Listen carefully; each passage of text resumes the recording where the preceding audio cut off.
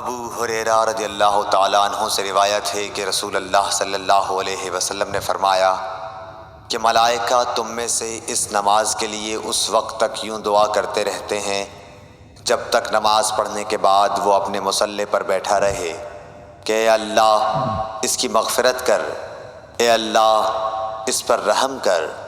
تم میں سے وہ شخص جو صرف نماز کی وجہ سے رکا ہوا ہے، گھر جانے سے سوا نماز کے اور کوئی چیز اس کے لیے مانع نہیں، تو اس کا یہ سارا وقت نماز ہی میں شمار ہوگا۔ صحیح بخاری حدیث نمبر 659۔ حفص بن عاصم نے ابو ہریرہ رضی اللہ تعالیٰ عنہ سے روایت کیا ہے، انہوں نے نبی کریم صلی اللہ علیہ وسلم سے کہ آپ نے فرمایا کہ 7 طرح کے آدمی ہوں گے جن کو خدا اس دن اپنے سائے میں جگہ دے گا جس دن اس کے سائے کے سوا اور کوئی سایہ نہ ہوگا۔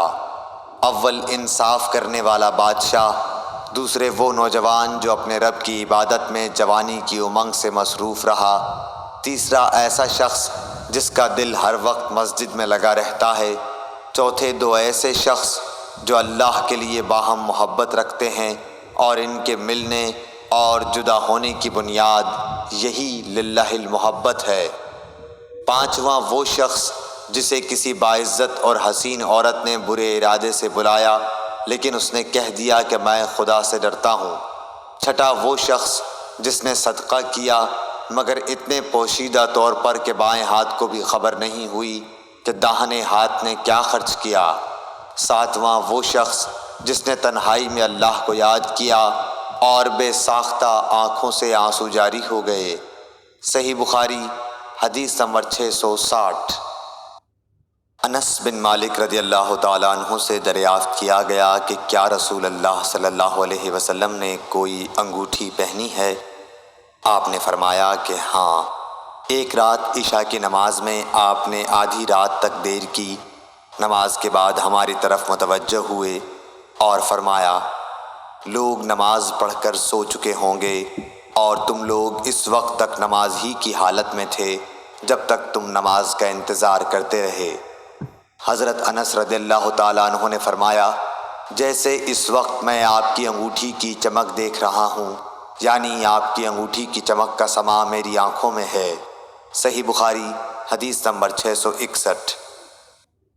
عطا بن یسار نے حضرت ابو ہریرہ رضی اللہ تعالیٰ عنہ سے روایت کیا ہے کہ حضور اکرم صلی اللہ علیہ وسلم نے فرمایا کہ جو شخص مسجد میں صبح شام بار بار حاضری دیتا ہے، اللہ تعالیٰ جنت میں اس کی مہمانی کا سامان کرے گا، وہ صبح شام جب بھی مسجد میں جائے۔ صحیح بخاری حدیث نمبر 662۔ عبداللہ بن مالک بن بحینہ سے روایت ہے کہ نبی کریم صلی اللہ علیہ وسلم کا گزر ایک شخص پر ہوا۔ دوسری سند امام بخاری نے کہا کہ مجھ سے عبد الرحمن بن بشر نے بیان کیا، کہا کہ ہم سے بہز بن اسد نے بیان کیا، کہا کہ ہم سے شعبہ نے بیان کیا، کہا کہ مجھے سعد بن ابراہیم نے خبر دی، کہا کہ میں نے حفص بن عاصم سے سنا، کہا کہ میں نے قبیلہ ازد کے ایک صاحب سے جن کا نام مالک بن بحینہ رضی اللہ تعالیٰ عنہ تھا سنا کہ رسول اللہ صلی اللہ علیہ وسلم کی نظر ایک ایسے نمازی پر پڑی جو تکبیر کے بعد 2 رکعت نماز پڑھ رہا تھا۔ حضور صلی اللہ علیہ وسلم جب نماز سے فارغ ہو گئے تو لوگ اس شخص کے ارد گرد جمع ہو گئے اور حضور صلی اللہ علیہ وسلم نے فرمایا کیا صبح کی 4 رکعتیں پڑھتا ہے؟ کیا صبح کی 4 رکعتیں ہو گئیں؟ اس حدیث کی مطابقت غندر اور معاذ نے شعبہ سے کی ہے جو مالک سے روایت کرتے ہیں۔ ابن اسحاق نے سعد سے، انہوں نے حفص سے، عبداللہ بن بحینہ سے اور حماد نے کہا کہ ہمیں سعد نے حفص کے واسطے سے خبر دی اور وہ مالک کے واسطے سے۔ صحیح بخاری حدیث نمبر 663۔ حضرت اسود بن یزید نخعی نے کہا کہ ہم حضرت عائشہ رضی اللہ تعالیٰ عنہا کی خدمت میں حاضر تھے، ہم نے نماز میں ہمیشگی اور اس کی تعظیم کا ذکر کیا۔ حضرت عائشہ رضی اللہ تعالیٰ عنہا نے فرمایا کہ نبی کریم صلی اللہ علیہ وسلم کے مرض الموت میں جب نماز کا وقت آیا اور اذان دی گئی تو فرمایا کہ ابو بکر سے کہو کہ لوگوں کو نماز پڑھائیں۔ اس وقت آپ سے کہا گیا کہ ابو بکر بڑے نرم دل ہیں، اگر وہ آپ کی جگہ کھڑے ہوں گے تو نماز پڑھانا ان کے لیے مشکل ہو جائے گا۔ آپ نے پھر وہی حکم فرمایا اور آپ کے سامنے پھر وہی بات دہرا دی گئی۔ تیسری مرتبہ آپ نے فرمایا کہ تم تو بالکل یوسف کے ساتھ والی عورتوں کی طرح ہو کہ دل میں کچھ ہے اور ظاہر کچھ اور کر رہی ہو۔ ابو بکر سے کہو کہ وہ نماز پڑھائیں۔ آخر ابو بکر رضی اللہ تعالیٰ عنہ نماز پڑھانے کے لیے تشریف لائے۔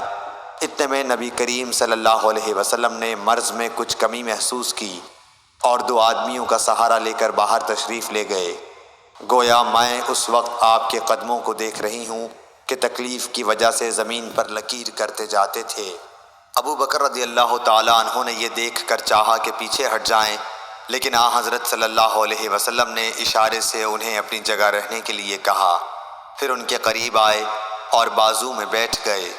جب اعمش نے یہ حدیث بیان کی، ان سے پوچھا گیا کہ کیا نبی کریم صلی اللہ علیہ وسلم نے نماز پڑھائی؟ اور ابو بکر رضی اللہ تعالیٰ عنہ نے آپ کی اقتدا کی اور لوگوں نے ابو بکر رضی اللہ تعالیٰ عنہ کی نماز کی اقتدا کی۔ حضرت اعمش نے سر کے اشارے سے بتلایا کہ ہاں۔ ابو داؤد طیالسی نے اس حدیث کا ایک ٹکڑا شعبہ سے روایت کیا ہے اور شعبہ نے اعمش سے، اور ابو معاویہ نے اس روایت میں یہ زیادہ کیا کہ حضرت صلی اللہ علیہ وسلم حضرت ابو بکر کے بائیں طرف بیٹھے، پس ابو بکر رضی اللہ تعالیٰ عنہ کھڑے ہو کر نماز پڑھ رہے تھے۔ صحیح بخاری حدیث نمبر 664۔ عبید اللہ بن عبداللہ بن عتبہ بن مسعود نے خبر دی کہ حضرت عائشہ رضی اللہ تعالیٰ عنہا نے فرمایا کہ جب نبی کریم صلی اللہ علیہ وسلم بیمار ہو گئے اور تکلیف زیادہ بڑھ گئی تو آپ نے اپنی بیویوں سے اس کی اجازت لی کہ بیماری کے دن میرے گھر میں گزاریں۔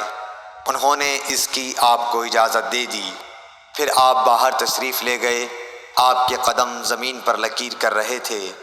آپ اس وقت عباس رضی اللہ تعالیٰ عنہ اور ایک اور شخص کے بیچ میں تھے، یعنی دونوں حضرات کا سہارا لیے ہوئے تھے۔ عبید اللہ راوی نے بیان کیا کہ میں نے یہ حدیث حضرت عائشہ رضی اللہ تعالیٰ عنہا کی عبداللہ بن عباس سے بیان کی تو آپ نے فرمایا اس شخص کو بھی جانتے ہو جن کا نام حضرت عائشہ نے نہیں لیا؟ میں نے کہا کہ نہیں۔ آپ نے فرمایا کہ وہ دوسرے آدمی حضرت علی رضی اللہ تعالیٰ عنہ تھے۔ صحیح بخاری حدیث نمبر 665۔